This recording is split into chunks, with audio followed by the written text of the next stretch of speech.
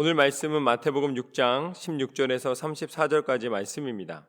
먼저 그의 나라와 의를 구하라 라는 제목으로 함께 나누겠습니다.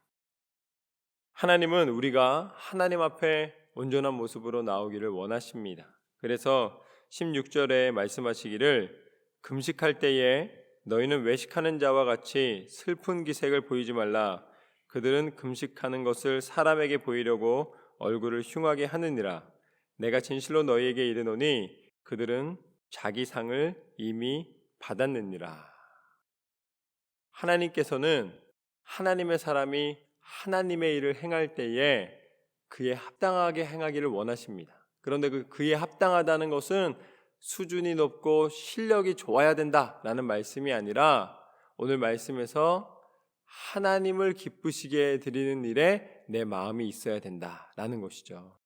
너희가 사람에게 보이려고 사람을 만족시키기 위하여서 나아가면 어떻게 된다는 거예요?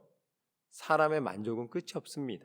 그렇기 때문에 사람을 만족시키려는 것은 불가능하기도 하고 그것을 통하여서 돌아오는 것은 아무것도 없다라는 말씀입니다. 그러나 17절과 18절 말씀을 보면 이렇게 나와 있습니다. 너는 금식할 때에 머리에 기름을 바르고 얼굴을 씻으라. 이는 금식하는 자로 사람에게 보이지 않고 오직 은밀한 중에 계신 내 아버지께 보이게 하려 함이라. 은밀한 중에 보시는 내 아버지께서 갚으시리라. 가장하라는 말씀이 아닙니다.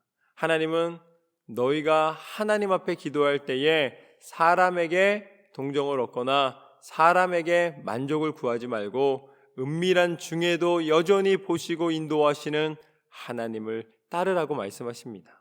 하나님을 신뢰하라고 말씀하십니다. 그 사람은 내 아버지께 보이려 함이라. 내 하나님께 보이려 함이라. 이것이 바로 오늘 말씀의 첫 번째, 우리의 기도는 하나님께 드리는 것이다. 우리의 기도는 하나님께 드리는 것입니다. 사람에게 보이는 게 아닙니다.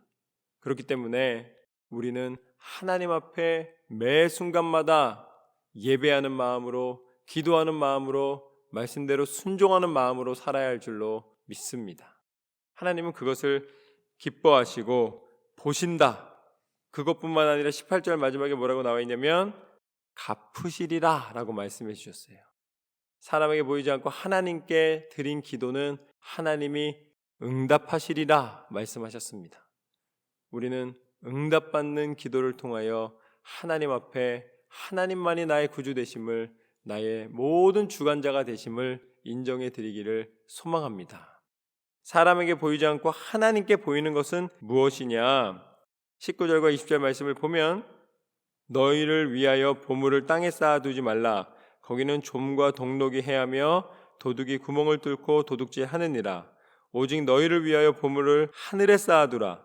거기는 좀이나 동록이 해하지 못하며 도둑이 구멍을 뚫지도 못하고 도둑질도 못하느니라. 하나님이 하늘에 상을 쌓아두라고 말씀하셨습니다. 하늘의 상을. 내 보물이 있는 그곳에 내 마음도 있느니라. 내가 기준하는 모든 것을 다 어디로 옮기라는 거예요? 하나님의 뜻으로 옮기라는 것입니다. 만약에 그게 물질이라면 물질을 옮기는 것도 맞습니다. 그리고 너의 시간이라면 너의 마음, 그 모든 것이 무엇을 기준으로 살아갈 것인가? 세상을 기준으로 살아가는 것이 아니라 하나님을 기준으로 살아가야 할 줄로 믿습니다. 세상의 것을 누리는 재미가 한번 인생에 싹 들어오면은 그 다음에 그걸 빼내기가 참 쉽지가 않습니다. 그러나 하나님은 우리의 마음이 어디에 있기를 원하십니까? 우리가 즐겁게 생각하는, 또 우리가 세상 가운데서 만족하는 것에 있는 것이 아니라 그것을 행할 때에 그 중심에 항상 하나님의 뜻이 어디 있는가를 먼저 살피기를 원하신다는 거예요. 그래서 내 마음이 있는 곳에, 그러니까 내 보물이 있는 곳에 내 마음도 있다는 것은 내가 가장 큰 가치를 두는 것이 지금 현재 무엇이냐라고 묻는 것입니다.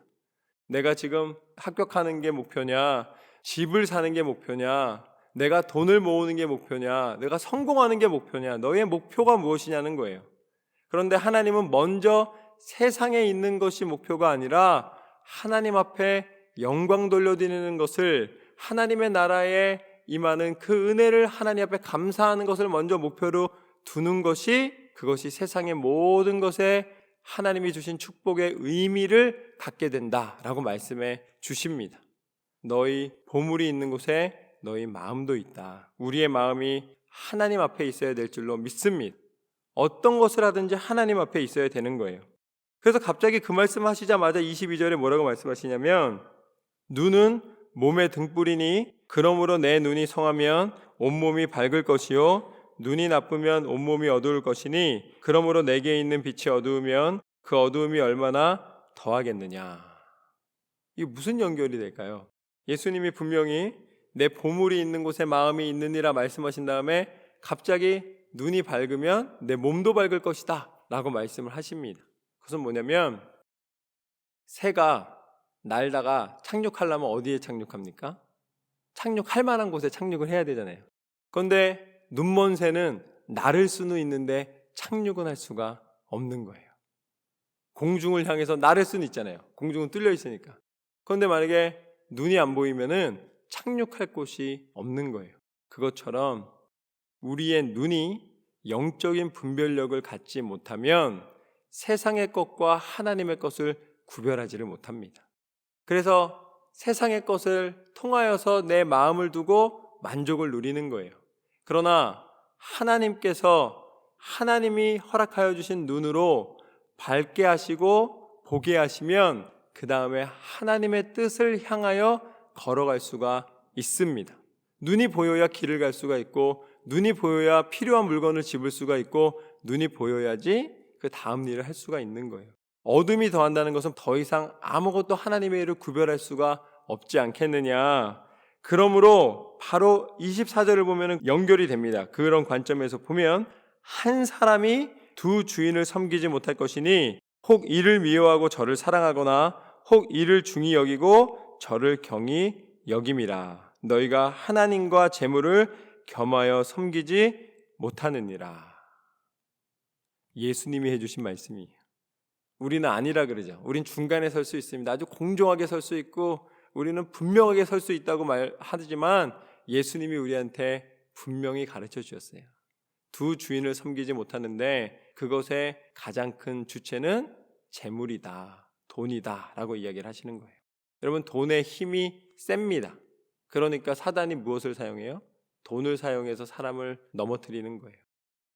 문제는 항상 글로 갑니다. 항상 그쪽으로 가게 돼 있어요. 왜요?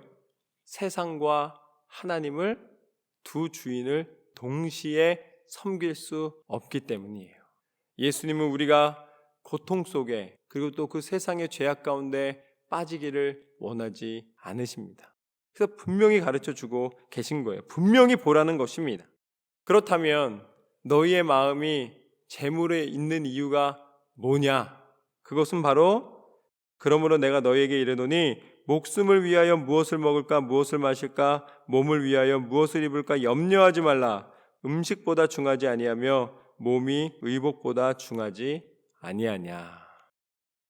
여러분, 무엇을 먹을까, 무엇을 마실까, 무엇을 입을까, 이게 중요하지 않다는 게 아니에요. 그럼 나는 이제부터 먹을 걱정도 하지 말고 입을 걱정도 하지 말고 아무 걱정도 하지 말라는 것인가? 그건 아닙니다. 그것이 중요합니다. 그런데 하나님은 뭐라고 말씀하시는 거예요? 그것에 마음을 둔다는 것, 그것을 염려한다는 것, 그것만을 바라보지 말라는 거예요. 너희 눈이 세상에 만족하는 것으로 치우치지 말라는 것입니다. 공중의 새를 보라. 심지도 않고 거두지도 않고 창고에 모아 들이지도 아니하되 너희 하늘 아버지께서 기르시나니 너희는 이것들보다 귀하지 아니하냐. 너희 중에 누가 염려함으로 그 키를 한 자라도 더할 수 있겠느냐. 또 너희가 어찌 의복을 위하여 염려하려느냐. 들의 백합화가 어떻게 자라는가 생각하여 보라. 수고도 아니하고 길쌈도 아니하느니라. 그러나 내가 너희에게 말하노니 솔로몬의 모든 영광으로도 입은 것이 이 꽃 하나만 같지 못하였느니라. 우리를 인도하시는 하나님의 섭리로 우리를 입히시고 우리를 먹이시고 우리를 살리시고 우리를 인도하시는 줄로 믿습니다. 하나님의 인도하심으로 말미암아 우리는 매 순간마다 살아갑니다. 우리는 염려로 살아가는 사람이 아니라 하나님께서 우리에게 공급하여 주시는 은혜로 살아가는 사람입니다. 세상 사람은 세상의 염려로, 세상의 욕심으로, 세상의 것으로 나를 채울 수 있다라고 믿지만, 하나님의 사람은 그것을 통하여서 살아가는 것이 아니라 하나님의 은혜를 통하여서 공급하시는 하나님 앞에 감사의 고백으로 살아가는 사람입니다. 똑같은 결과인 것 같지만 전혀 다른 이유예요. 그래서 하나님의 은혜를 감사하는 사람은 작은 것 하나에도 하나님 앞에 찬양하며 기뻐하며 나아갈 수가 있습니다. 즐겁게 살아갈 수가 있다라는 것이죠. 그러므로 하나님은 다시 한번 예수 그리스도의 그 은혜를 통해서 우리가 다시 한번 하나님의 사람임을 확인하기를 원하십니다. 30절 말씀, 31절 말씀에 보면은 이렇게 나와 있습니다.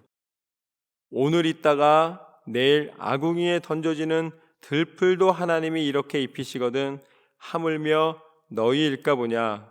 믿음이 작은 자들아, 그러므로 염려하여 이르기를 무엇을 먹을까, 무엇을 마실까, 무엇을 입을까 하지 말라. 이는 다 이방인들이 구하는 것이라. 너희 하늘아버지께서 이 모든 것이 너희에게 있어야 할 줄을 아시느니라.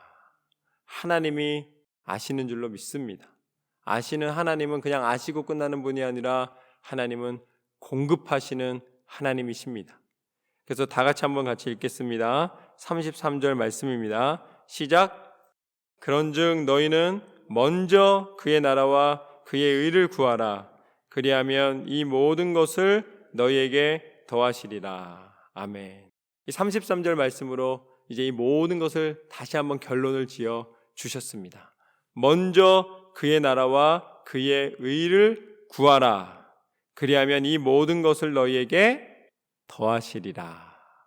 무엇을 먹을까? 무엇을 마실까? 무엇을 입을까? 걱정하지 말라는 것입니다. 왜냐하면 염려를 먼저 하지 말고 먼저 무엇을 하라는 거예요? 하나님 앞에 하나님의 나라를 먼저 구하고 하나님 앞에 먼저 기도하고 하나님 앞에 먼저 감사하고 하나님의 은혜를 바라보며 나아갈 때에, 그 눈을 밝혀서 하나님의 뜻을 쫓아 나아갈 때에 이 모든 것은 당연히 하나님께서 채우시고 공급하여 주신다는 것입니다.